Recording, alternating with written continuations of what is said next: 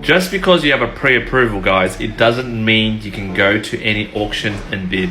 This happened today with a client of mine who got a pre-approval with me about a month ago, and I saved him the headache and the heartache of buying this property. And by the way, he got a low doc pre-approval, which means it was an accountant signed letter, and that's all he provided to get the finance at 80%, and I'll show you. Now, to briefly explain what a low doc is, it's basically the client got a pre-approval to purchase a property up to $1.5 million for an investment property. I got him a loan at 80%, which means the loan is $1.2 million and it's interest only. To purchase a property at $1.5 million, and all is required is an accounting declaration, which means no tax returns are required, and you just need to have an ABN that's GST registered and more than 2 years. Now, obviously, you need the accountant to sign the actual letter to confirm the income placed in terms of getting the loan is true and not false. And if anything was to happen to the loan, they'll definitely go after the accountant that signed the letter. So mind you, not all accountants will sign this letter, especially if your income is not real, so don't do that. But in this case, the client hasn't had time to complete his full tax returns, and therefore he's going through the low doc route. Also, he tells himself.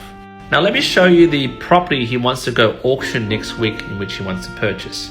Now this is the property he showed me. It is a vacant land plus a semi-built framework with slabs laid on this vacant land.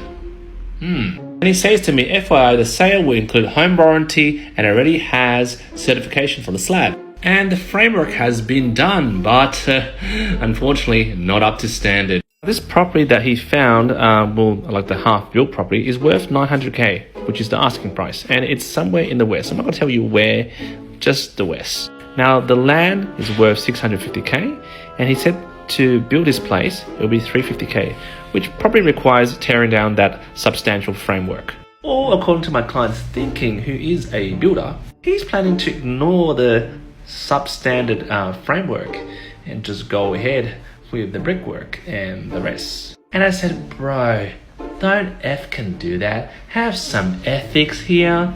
And he, changed his mind.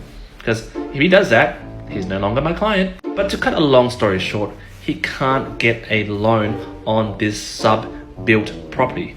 No low doc lender will do this. The only low doc lender that can do this is Latrobe at the moment, but they only can take vacant land with no half-built crap on it. Now, I didn't just leave him like that. I gave him some more options. For example, private lenders.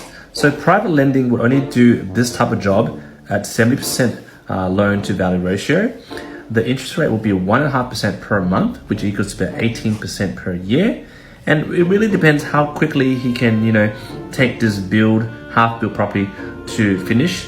He told me 3 months. I'm like, 3 months? But hey, he's a builder. I'm not going to argue with him.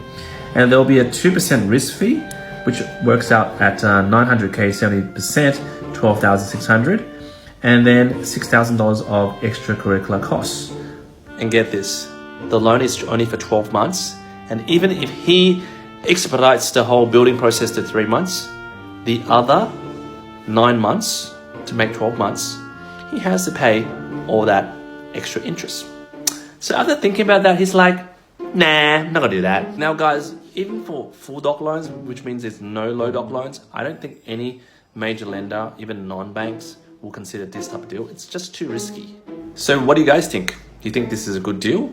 If you were the builder, would you have gone with this deal and got the private loan? Let me know in the comments.